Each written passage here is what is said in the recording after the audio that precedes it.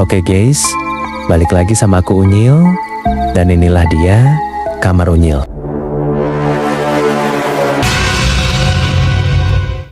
Baik, sebelum lanjut ke ceritanya, semoga kalian yang nonton video ini dalam keadaan sehat, rezeki lancar, yang belum dapat jodoh, semoga cepat dapat. Dan yang sudah punya jodoh, dijaga baik-baik. Karena tidak semuanya teman berwujud kawan. Oke guys, jadi cerita kali ini itu berjudul Harta yang Dijaga, Sosok Menyeramkan. Jadi kisah ini berasal dari seorang anak, kita sebut aja namanya Nando. Saat itu usia si Nando ini masih 15 tahun. Suatu hari, ia dan temannya, kita sebut aja temannya itu Aldo. Nah, sewaktu mereka lagi main di salah satu lapangan di desa tersebut, si Nando lihat sosok kakek tua berbaju putih dan memakai ikat rambut. Kayak pendekar zaman dulu. Nando pun seakan dapat bisikan dari kakek tersebut, "Ikuti aku." Tadinya dia biasa aja nggak berani nyamperin. Tapi bisikan itu terus menerus terdengar sampai 3 kali. Nando pun mulai memberanikan diri buat ngikutin si kakek tersebut. Dan Aldo yang melihat Nando jalan menuju hutan hanya bisa terdiam. Jadi lapangan tempat mainnya Nando ini sampingnya hutan terlarang.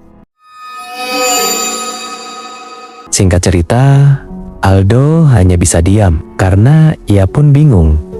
Lihat temannya itu tiba-tiba jalan ke arah hutan. Padahal mereka ini tahu kalau itu hutan terlarang. Cuman si Nando masih terus saja nih ngikutin si kakek dengan pikiran dan tatapan kosong. Singkat cerita, tiba-tiba Nando pun sadar.